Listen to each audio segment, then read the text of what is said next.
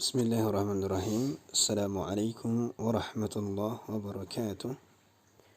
Alhamdulillahi rabbil alamin. Assalatu wassalamu ala asyrafil anbiya'i wal mursalin wa ala alihi wa ashabihi ajma'in. Amma ba'd. Segala puji bagi Allah Subhanahu wa taala. Alhamdulillah, ya, pada hari ini kita dapat mempelajari sebuah ilmu Allah, yaitu ilmu fiqih, ya.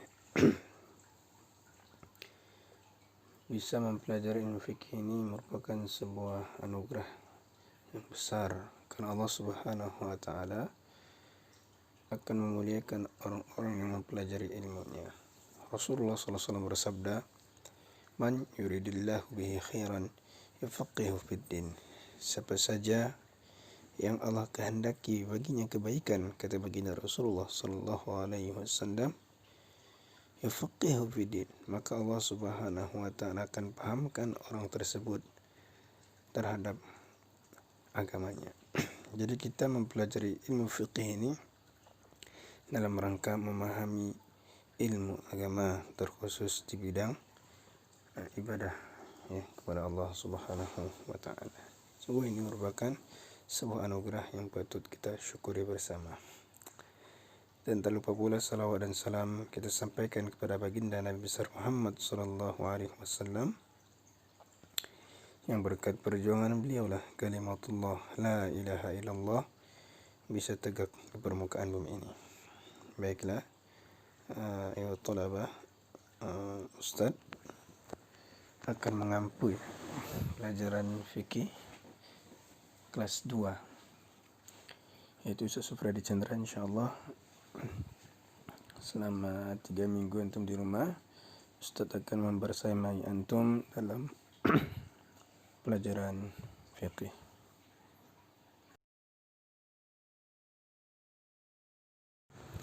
Bismillahirrahmanirrahim. Baik, kita langsung ke materi tentang at-taharah, ya. At-taharah secara bahasa artinya bersuci. InsyaAllah materi ini sudah antum dapatkan dulunya ketika belajar di kelas 1, tapi ini adalah versi bahasa Arabnya. At-taharah artinya bersuci. Dalilu masyru'iyyatiha, dalil tentang pensyariatan taharah, ya. Jadi yang namanya belajar ilmu fikih itu harus disandarkan kepada dalil, ya.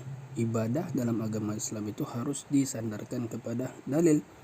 Kalau tidak ada dalil, maka kita tidak boleh beribadah, kecuali ada dalil yang menjelaskan seperti itu, ya. Seperti taharah, ya, wudu misalnya, ada perintahnya dalam Al-Quran, dalam hadis. Kemudian bertayamum boleh kita lakukan ketika tidak ada air, itu juga ada penjelasan dalam Al-Quran dan hadis. Seperti sholat juga, ya, ada tata caranya. Jadi kita tidak boleh sembarang sholat, tidak boleh sembarang sholat. Kalau sholat kita beda dengan yang diajarkan Rasulullah, maka sholat kita juga tidak diterima. Begitu juga tata cara bersuci, itu semua sudah dijelaskan dalam Al-Quran dan hadis dan penjelasan-penjelasan ulama. Ya, kalau kita bersucinya tidak sesuai dengan syariat Islam atau tidak sesuai dengan yang diajarkan Rasulullah, maka cara bersuci kita itu tidak diterima. Oleh karena itu, setiap kajian fikih itu ada dalilnya, ya. Apa dalil daripada bersuci ini? A'udzu billahi minasyaitonir rajim. Innallaha yuhibbut tawwabin wa yuhibbul mutatahhirin. Ya. Aku berlindung kepada Allah dari syaitan, dari syaitan yang terkutuk. Innallaha, sesungguhnya Allah, yuhibbu, ya, dari kata habba yuhibbu, menyukai at-tawwabin. Tawwabin yaitu orang-orang yang bertaubat. Wa yuhibbul mutatahhirin, dan Allah juga menyukai orang yang senantiasa bersuci. Mutatahhirin artinya orang yang bersuci. Ya, semoga kita semua adalah termasuk ke dalam golongan orang-orang yang selalu bertobat kepada Allah setiap kali kita melakukan dosa, dan juga senantiasa menjaga kesucian diri kita, ya, baik suci secara lahir dan batin. Ya bunayya, wahai anakku, qad arafta, sungguh kamu sudah mengetahui, annaka idza aradta, sesungguhnya kamu, idza aradta, apabila ingin, antusalliya, ingin salat, ingin melaksanakan salat, yajibu alaika, maka wajib atas kamu, an tatawadda'a, untuk melaksanakan wudu'an kamilan, dengan wudu' yang sempurna. Wa hadzal wudu'u nau'un min at-taharah, wudu' ini bagian daripada bersuci. Wa hunaka anwa'un ukhra, dan di sana terdapat bentuk-bentuk bersuci lainnya. Wa hiya, yaitu al-ghuslu, mandi, wa tayammumu, tayammum, wa izalatun najasah, dan menghilangkan najis. Anwa'ut taharah, jadi bagian bentuk-bentuk daripada bersuci di dalam agama Islam itu ada 4. Yang pertama itu wudu, yang kedua al-ghuslu, mandi, yang ketiga at-tayammumu, bertayamum, dan yang keempat izalatun najasah, menghilangkan najis dari tubuh. Wa qad arafta aidan, dan sungguh kamu juga telah mengetahui juga, annaka, sesungguhnya kamu tatawadda'a, kamu berwudu biisti'malil ma', dengan menggunakan air. Wa dzalikal ma'u wasilatun min wasailit taharah, dan air itu adalah sarana, min wasailit taharah, dari sarana-sarana atau dari alat-alat bersuci. Fal'an, maka sekarang, nurid, kita ingin, an na'rifa, mengetahui, anwa'al ma', bentuk-bentuk air, wa aqsamahu, dan pembagian-pembagiannya. Anwa'ul ma', ya, bentuk-bentuk air. Wal ma'ul ladzi yajuz at-tatahhuru bihi sab'atu anwa'.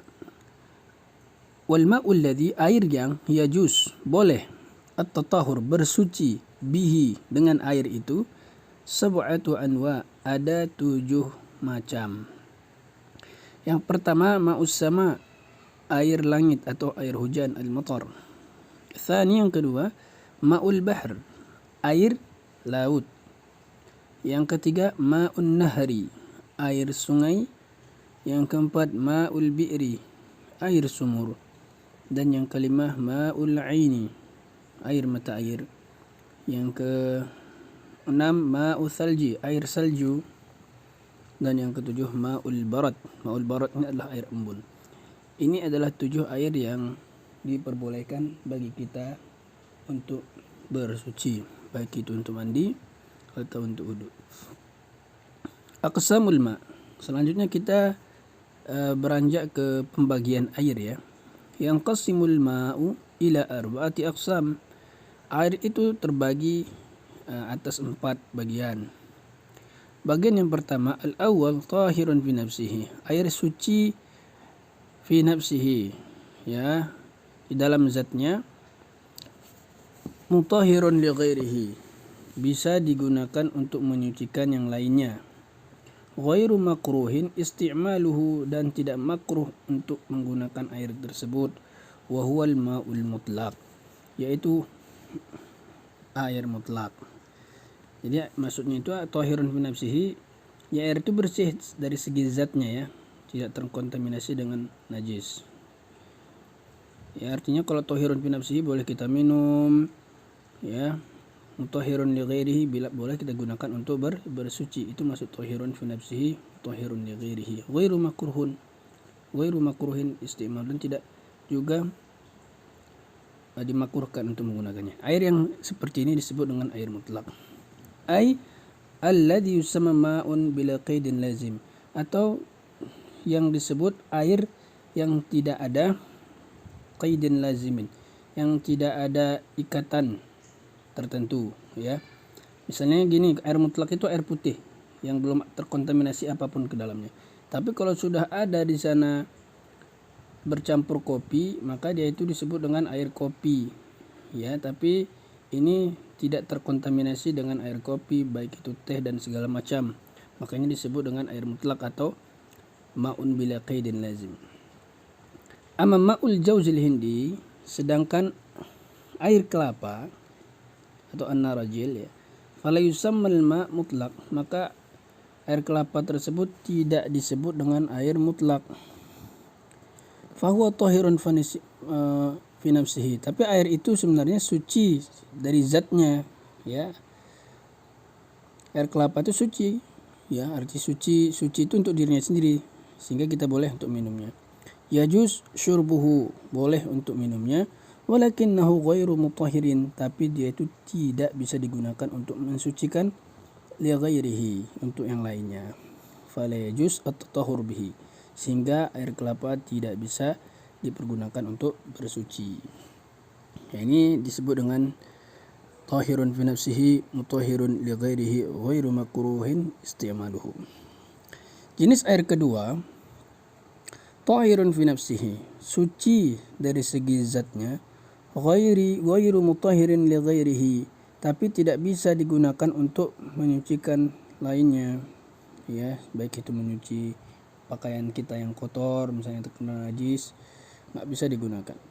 Fala yajuz isti'maluhu fil wudu', maka air tersebut tidak boleh digunakan untuk berwudu, wal ghusl atau mandi, wala fi izalatin najasah, dan juga tidak bisa dipergunakan untuk menghilangkan najis. Ini air tahirun fi nafsihi ghairu mutahhirun li ghairihi, secara zatnya dia suci tapi tidak bisa digunakan untuk menyucikan. Itu air yang kedua ini. Itu ada dua bentuk, wa huwa naw'an. Ya, ada dua bentuk jenis air seperti ini. Jenis yang pertama al-ma'ul musta'mal, yaitu air yang telah digunakan fi raf'il hadath. Ya, air yang telah digunakan untuk mengangkat hadas, yaitu air bekas wudu dan air bekas mandi. Ini tidak boleh kita pergunakan di dalam untuk untuk menyucikan barang-barang yang lainnya.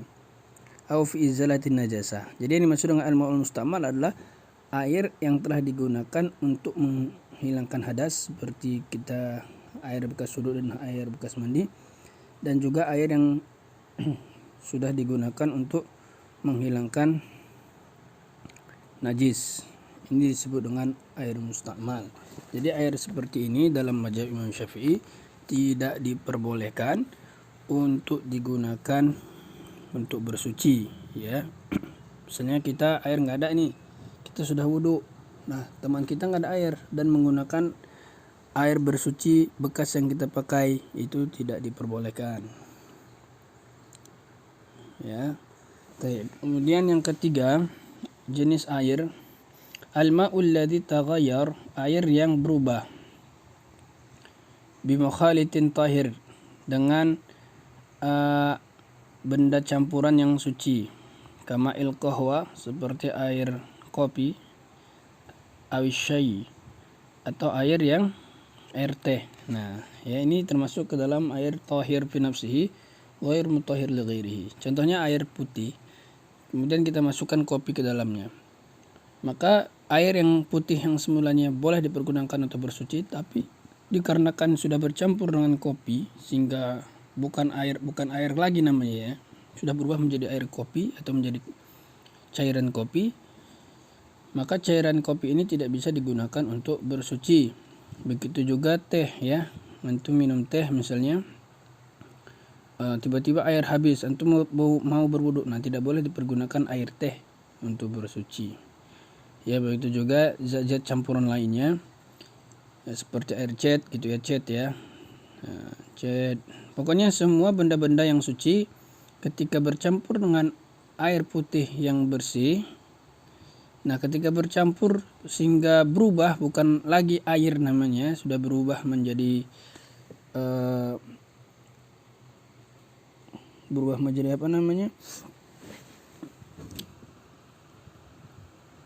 menjadi kopi namanya, berubah menjadi sai atau teh namanya. Jadi itu tidak diperbolehkan digunakan untuk bersuci. Ini kedua bentuk daripada pembagian air yang kedua ya, tahirun fi nafsihi, yaitu suci dari zatnya, ghairu mutahhiril ghairi, tapi tidak bisa dipergunakan untuk bersuci. Wasalis, sedangkan bentuk pembagian ketiga daripada air, tahirun fi nafsihi, suci secara zatnya, mutahhirun li ghairihi, bisa digunakan untuk menyucikan lainnya, makruhun isti'maluhu, dan makruh penggunaannya dalam bersuci, wa huwal ma'ul musyammas, yaitu air musyammas, yaitu air yang terjemur oleh matahari. Jadi jenis air ketiga ini tahir fi nafsihi, boleh kita minum, ya. Mutahhirun li ghairihi, boleh juga digunakan untuk apa namanya? Untuk bersuci, untuk berwudu, atau untuk menyucikan barang-barang yang terkena najis. Tapi makruhun isti'maluhu, ya, makruh digunakan untuk bersuci, untuk kita wudu, yaitu air musyammas. Ya, ini dikhususkan bagi air-air yang berada di wadah yang terbuat dari logam. Ya, kalau menggunakan wadah plastik, ya, dari plastik tidak masalah. Tapi ini dimakruhkan, dikhususkan bagi yang terbuat dari logam, baik itu tembaga, perak, kuningan, itu lainnya, ya. Kenapa? Karena ditakutkan terkontaminasi dengan zat-zat yang ada di dalam air tersebut. Ya, jadi ini makruhnya ini secara ilmu kedokteran, ya, dalam dunia kesehatan. Itu disebut dengan air musyammas. Warabi, dan pembagian air yang keempat disebut dengan ma'un mutanajis, yaitu air yang bernajis, air yang terkandung najis dalamnya. Fala yajuz isti'maluhu, maka tidak diperbolehkan menggunakannya fil wudu, di dalam berwudu, au ghairihi, atau lainnya. Jadi air mutanajis ini enggak boleh digunakan untuk wudu, untuk mandi, untuk menghilangkan najis di barang-barang atau pakaian yang terkena najis. Untuk nyuci pakaian juga tidak boleh air mutanajis, dan juga untuk diminum juga tidak boleh air mutanajis ini, ya. Wa huwa nau'an, dan dia terbagi menjadi dua. Jadi air mutanajis ini terbagi menjadi dua. Yang pertama, al-ma'ul qalil alladhi halat fihi najasah, air yang sedikit, ya, yang halat, yang masuk ke dalamnya an-najasah, yang masuk ke dalam air sedikit tadi najis. Sa'un kana mutaghayyiran amla, sama aja baik air itu berubah atau tidak, maka air tersebut dikatakan najis. Al-ma'ul katsir al-mutaghayyir bin najasah. Yang kedua bentuknya itu air yang banyak, al-ma'ul katsir. Tapi air yang banyak ini al-mutaghayyir, berubah. Berubah karena apa? Berubah karena najis masuk ke dalamnya. Misalnya kita punya bak mandi. Bak mandi tadi airnya banyak, ya, lebih dari 2 kula. Tapi masuk ke dalamnya najis. Ya, baik misalnya kotoran manusia atau kotoran hewan lainnya misalnya, masuk ke dalam air tersebut, kemudian air tersebut berubah warnanya, baunya, dan rasanya, maka air yang banyak tadi juga dikatakan air yang bernajis. Jadi apabila ada air sedikit masuk najis, itu airnya sudah berubah kategorinya menjadi air mutanajis. Kemudian air yang banyak masuk ke dalamnya najis, sehingga najis ini mengubah rasa dan baunya. Wal qalil, yang dimaksud dengan air sedikit, makana duna kulaitain, yaitu air yang kurang dari 2 kulah. Ini disebut dengan air sedikit. Wal katsir, sedangkan air banyak itu ma balagha kulaitain, yaitu air yang lebih dari 2 kulah. Au aktsar, ya, air yang sampai 2 kula atau lebih dari 2 kula. Wal kullatani, dan yang disebut dengan air 2 kula itu ibaratun an miqdaril ma', ibaratnya itu kalau diukur katanya, ya, ibarat an miqdaril ma', dari kadar air, alladhi tasa'ahul birkatu, yang luas kolamnya itu atau baknya itu, tuluha dzira'un wa rubu'un, ya, panjangnya itu dzira' wa rubu', ya, panjangnya itu dzira'un wa rubu'. Arti dzira'un wa rubu' itu satu hasta ditambah 1/4 hasta. begitu juga lebarnya dan dalamnya. Atau kalau kita kiaskan dengan sentimeter, panjangnya, luasnya dan dalamnya itu sekitar 60 cm ya. Wa huwa yusawi, atau kalau diliterkannya itu jumlah airnya itu sebanyak 216 liter dari air. Nah, ini disebut dengan 2 kullah. Baik, jadi dapat kita ambil kesimpulan ya dari materi kita ini bahwa anwa'ut thaharah, bentuk-bentuk daripada bersuci itu ada 4. Pertama wudu, yang kedua al-ghuslu, mandi, yang ketiga at-tayammum, bertayamum, dan yang keempat itu izalatun najasah, menghilangkan najis baik itu dari tubuh atau dari pakaian atau dari tempat kita melaksanakan sholat. Kemudian anwa'ul ma, air yang bisa dipergunakan untuk berwudu itu ada 7. Air langit atau air hujan, ma'ul bahri, air laut, kemudian ma'un nahr, air sungai, ma'ul bi'ri, air sumur, ma'ul aini, air mata air, ma'ul thalji, air salju, dan yang ketujuh ma'ul barat, yaitu air embun.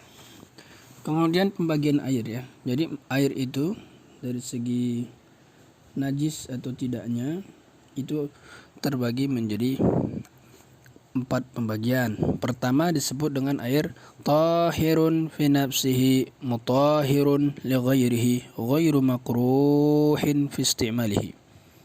Ya, air suci lagi mensucikan dan tidak makruh digunakan untuk bersuci.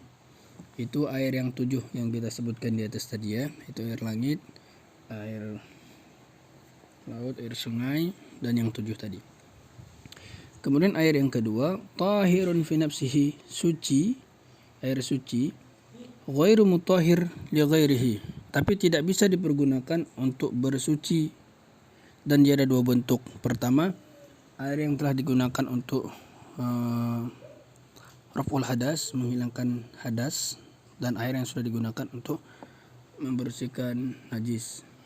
Kemudian air yang kedua dari air tahir fi nafsihi ghairu mutahhir li ghairihinya, yaitu air suci yang tercampur dengan benda suci lainnya sehingga air suci tadi tidak dapat dikatakan lagi sebagai air, tapi sudah berubah namanya, bukan air. Contohnya tadi air kopi ya. Kemudian bentuk yang ketiga yaitu tahir fi nafsihi, air yang suci mutahhir li ghairi, boleh digunakan untuk mensucikan benda yang lain atau digunakan untuk berwudu, makruhun istimaluhu, tapi makruh digunakan untuk bersuci, itu air musyammas. Dan yang keempat bentuk air mutanajis, yaitu air yang bernajis ya. Kemudian 1 kullah. Nanti kalau ada yang bertanya 2 kullah itu seperti apa sih? Nah, 2 kullah dikatakan air itu 2 kullah, yaitu apabila kita punya bak mandi, ukurannya itu panjangnya 60 cm ya, tingginya 60 cm, kemudian dalamnya 60 cm, atau kalau diliterkan itu sebanyak 216 liter air. Taib ya. Itu pembahasan awal kita tentang materi taharah. Silakan dihafalkan tadi dalil-dalil dari taharah, pembagian bentuk-bentuk taharah, air yang bisa digunakan untuk bersuci, kemudian pembagian air tadi. Biar antum lebih paham materi ini, silakan menjawab ya. Ada as'ilah di sana. Ada as'ilah di akhir materi ini, silakan dijawab pertanyaan-pertanyaannya di dalam buku tulis. Kemudian nanti dikumpulkan kepada wali kelasnya ya, insyaallah nanti. Dan juga buku yang antum catat itu nanti akan kita periksa ya setelah antum kembali ke pesantren. Taib, barakallahu fikum. Semoga Allah Subhanahu wa taala memberikan kepada kita pemahaman terhadap materi tentang taharah ini. Bila ada pertanyaan-pertanyaan terkait pelajaran kita ini, silahkan disampaikan kepada wali kelasnya. Insyaallah nanti Ustaz akan jawab pertanyaan-pertanyaan antum. Ingat ya, untuk pertanyaannya sesuai dengan pelajaran kita hari ini, jangan melebar kemana-mana. Demikian yang dapat saya sampaikan. Semoga bermanfaat. Wa akhirul kalam. Assalamualaikum warahmatullahi wabarakatuh.